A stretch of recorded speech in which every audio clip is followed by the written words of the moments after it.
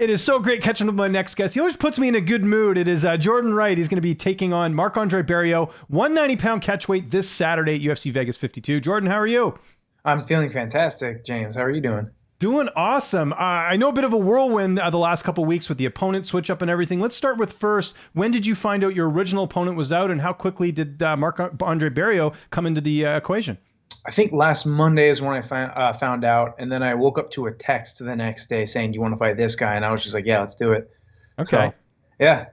And I mentioned a catchweight. I'm assuming that's on his end, or did you want a catchweight as well? No, it was on his end. I think just because it's such short notice that he's like, wanting to, it would be easier for him to cut less weight, which, at the end of the day, it's only 4 more pounds than we're allowed because we're not getting a 190 plus one. It's just, 190. But yeah, it's fine. I'm cool with it. And then going back even further, when did you find out about the initial April 23rd date? I imagine you got a full camp for this one? Yes, I did. I think maybe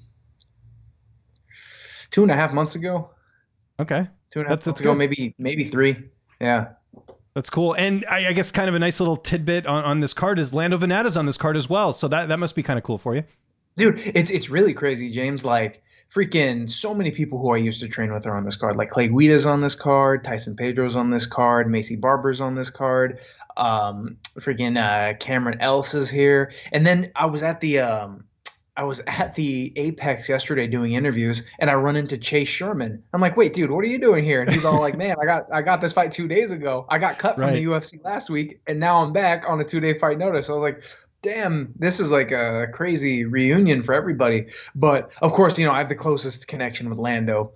So it's great to be on a card with him again. And just, hanging out with him throughout fight week has been really cool. Yeah, adds a little bit extra to the week. So what do you know about Barriault? Canadian guy, former double champ with TKO. He's had a couple fights in the UFC. Stylistically, how are you looking at this one? I think it's a really good style for me. Of course, I was training for a southpaw who couldn't grapple as much, but I always have the mentality of like the guy that you train for is not always going to be the guy that you might end up fighting. So it really wasn't much of a concern. As they say, the true warrior doesn't pick his battles; his battles choose him.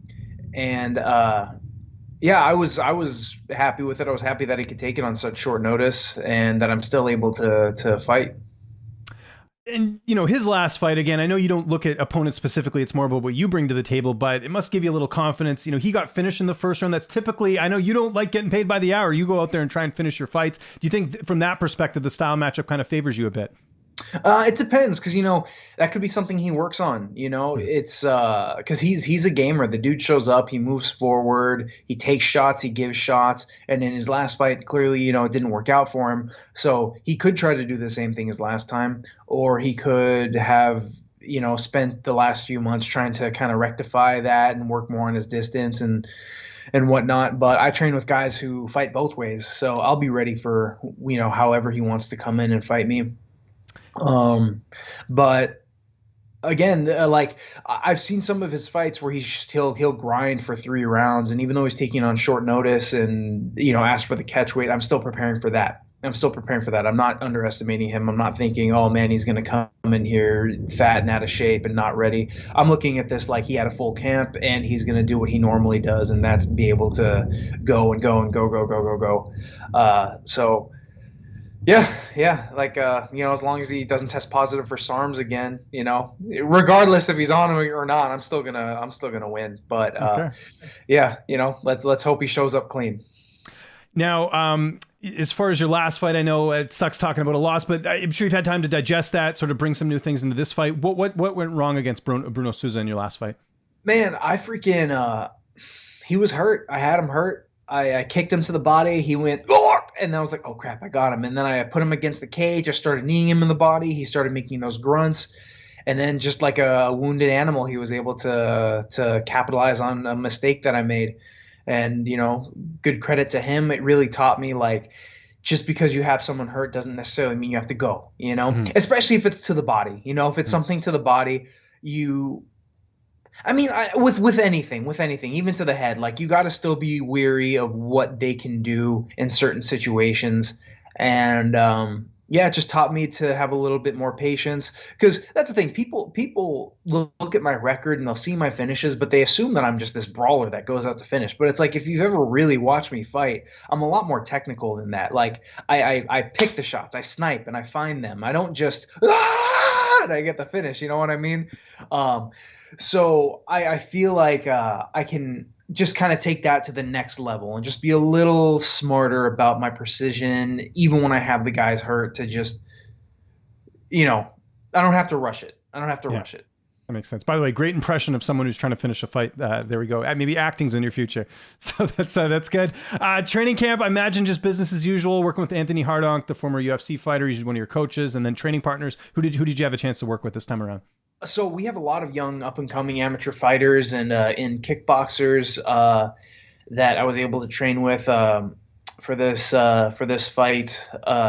So we have my good partner Sky Barkon and Darian Thomas and Wyatt and Garrett Boyce, Sean Crenshaw, Marcus Gottlieb, Lucas Drews as always, my strength coach Raymond Diaz, and my training partner Hunter. We had a lot of guys who were able to come in, who were a lot of active kickboxers, just to, because I was training for Roman Kapilov, who's no slouch on his feet. So I wanted to really make sure that I had a lot of good guys who could stand and move really well, and not just be punching bags there, which ironically, as Marc-Andre has shown, he's not the most elusive fighter.